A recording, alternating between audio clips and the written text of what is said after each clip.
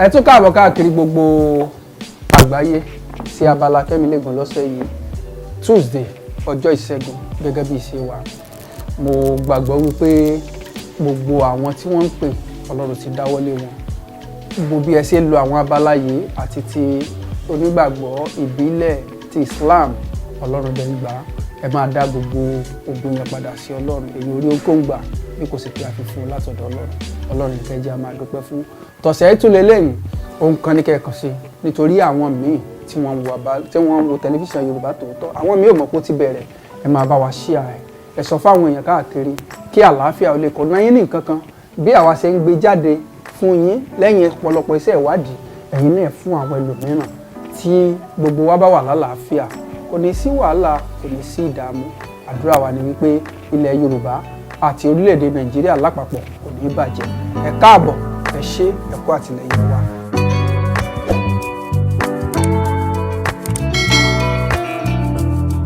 Ní abala tìlànà ìbílẹ̀ lọ́sẹ̀ yìí a ti kúrò lórí àwọ̀ká gẹ́gẹ́ bí mo ti sọ fún wa. Ohun tí a máa gbé yẹ̀wò ó jẹ́ ohun tí ó gba àkíyèsí lásìkò yìí.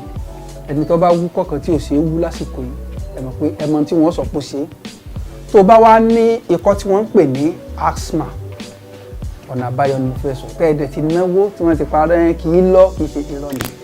Tó bá ní ikọ́ asthma ohun tí ẹ máa lò kò ṣe ohun tó pọ̀ rárá. Wọ́n ń kiri kan ní ginger.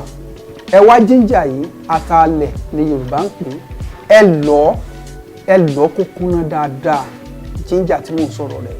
Tí ẹ bá ti wá lọ ẹ wá máa wá ojúlówó oyin original ẹ wá ojúlówó oyin original kan. Ẹ wá mú ginger tẹ́ ti lọ yẹn ẹ bù síbí 5 sí inú ìwọ̀n oyin original tó wà nínú ike. Ẹ má bínú tí mo fẹ́ fi ṣàpẹẹrẹ bí ìgò bíà ìgò àwọn ọtí bíà yẹn tó bá jẹ́ ìwọ̀n rẹ̀ oyin original tó kù ẹ wá bù síbí 5 atalẹ̀ tẹ́ ti lọ dáadáa ẹ bù sínú ẹ̀. Tẹ́ bá ti bù sínú ẹ̀ ẹ jí pọ̀ dáadáa ẹ wá síbí ọmọ kì í ṣe síbí tá a fi ń jẹ yẹn.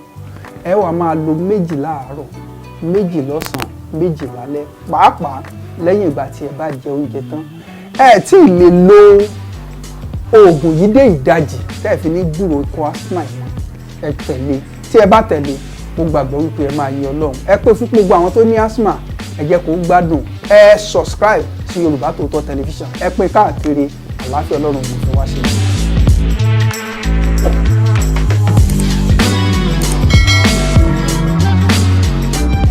Ìlànà Kristẹni gẹ́gẹ́ bí mo ṣe máa ń sọ fún wa gbogbo àwọn ọmọlẹ́yìn Kristi tí a jẹ́ onígbàgbọ́ káàkiri àgbáyé àwọn nǹkan kan wà tó jẹ́ ẹ̀bùn ọ̀run ṣùgbọ́n lọ́pọ̀lọpọ̀ ìgbà tí Kristẹni kò kì í ní bóyá torí àìlègbàdúrà tàbí àìkíyèsára. Ohun tí a fẹ́ mú wá lọ́sẹ̀ yìí bóyá ohun rere ó máa ń jìnnà sí wo òkú lè gbé ohun rere ṣe. Ẹgbẹ́ ń kọ́lé òní ẹgbẹ́ ń ra mọ́tò òní ọ̀fẹ́ ṣe ohun rere ó máa ń gbé àfagbára ṣe. Ọ̀nà àbáyọ lélẹ̀ tó o bá ti gbé ìgbé ayé ìwà mímọ́ tó o bá tẹ̀lé tọ̀sẹ̀ yìí wàá rí pé àwọn rere á máa wá ẹ wá pẹ̀lú àṣẹ Ọlọ́run. Wá omi sílẹ̀ ọjọ́ 3 ló fi máa gba àdúrà yìí ọjọ́ 3 ló dẹ̀ fi máa gba àwẹ̀. Psalm 8 ló máa lò Psalm 8 ìgbà 9 ló máa kà sínú omi yẹn.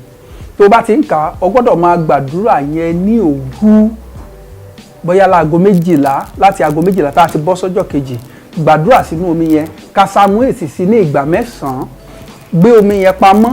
Tó bá ti ń di alẹ́ kí ìrì ó tó di pé ó di aago 12 gbé omi yẹn síta jẹ́ kí ìrì ó sẹ̀ sí díẹ̀.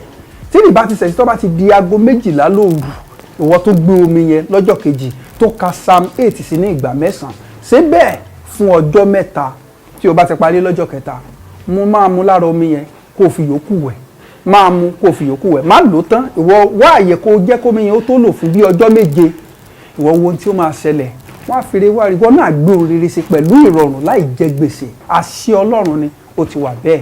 Àlàáfíà ni fún wa lórúkọ Jésù Olúwa ṣùgbọ́n ẹ jẹ́ mímọ́ o gẹ́gẹ́ bí ẹni tó pè wá ó sì jẹ́ mímọ́ kọ́bẹ̀sù.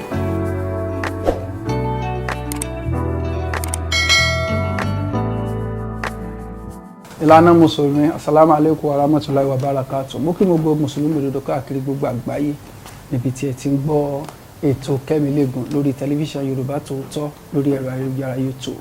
àlàáfíà ọlọ́run àánú ọlọ́run kò ní fi wá sílẹ̀. Kí la fẹ́ gbé yẹ̀wò lọ́sẹ̀ yìí? Knowledge. Ẹni tó bá ní ìmọ̀, ẹni tó bá máa ń gbàgbé nǹkan, ẹni tí ò lóye, ẹni tó máa ń fẹ́ pàápàá ọmọléèwé tó ń fẹ́ẹ̀lì, tàbí ẹni tí kò ní ìmọ̀ rárá, ọ̀sẹ̀ yìí jẹ́ ọ̀sẹ̀ ìyanu, ó jẹ́ ọ̀sẹ̀ ìmọ̀. Ohun tí o máa ṣe tí o fi máa rí ìmọ̀ ọlọ́run, torí ọlọ́run Allah ló ní ìmọ̀ lọ́dọ̀ tó máa ń fi fún yín. Tí o bá dẹ̀ ṣe àdúrà yìí bí mo sì fẹ́ pè fún yín yìí, wá omi, ibi iṣẹ́ wà rí, omi yìí ìsomi lásán, omi òjò ni. Omi òjò yìí sì rèé, tí òjò bá ti ń rọ̀ òun ló máa gbé omi yìí. Bí o bá ṣe gbé, má jẹ́ kó jẹ́ omi òjò tó rọ̀ sórí páànù tàbí orí ilé, wàá gbé abọ́ síta, omi òjò yẹn á rọ̀ sí nínú. Tó bá ti rọ̀ sí nínú, wàá wá gbé ẹnu sí. Tó bá ti gbẹ́nu sí, wàá wá sọ̀rọ̀ yìí sínú rẹ̀.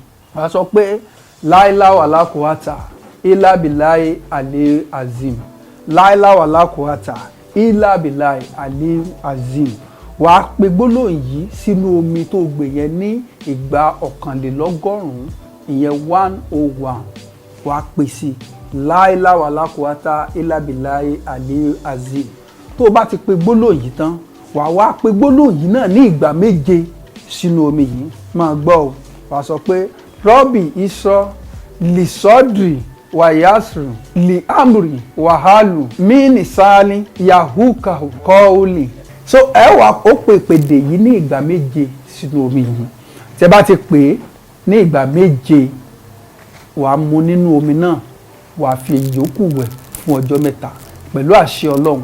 Allah tó ní ìmọ̀ lọ́wọ́, á wá yọ̀ǹda ìmọ̀ yẹn fún ẹ kọjá ń tóró. Ìmọ̀ lẹ́nu iṣẹ́, ìmọ̀ níbi àdáwọ́lé rẹ, ìmọ̀ láti gbé orere ṣe, wàá ní ànító àti àníṣẹ́kùn. Ibi la tó ti dánu dúró ní abala Kẹ́mi Léègùn lọ́sẹ̀ yìí. Pẹ̀lú àṣẹ Ọlọ́run, á tó pàdé lọ́sẹ̀ tó ń bọ̀. Ẹ máa pín ìkànnì yìí Yorùbá Tòótọ́, ẹ subscribe, ẹ tẹ share láti pín káàkiri, ẹ tẹ aago tó wà lẹ́gbẹ̀ẹ́ yẹn láti jẹ́ kí ẹ mọ ìgbà tí a bá wà lórí àtẹ́gùn. Àánú Ọlọ́run kò ní fi wá sílẹ̀ o. Bí ẹ bá ní ìbéèrè kan tàbí òmíràn, ẹ pè tẹlifíṣàn Yorùbá Tòótọ́ sórí 0805 2009427 0805 2009427. Àlàáfíà Ọlọ́run, ìkẹ́ Ọlọ́run kó máa bá wa gbé. Ẹ máa ṣá gẹ́gẹ́ bí olóògùn ti lè gbé.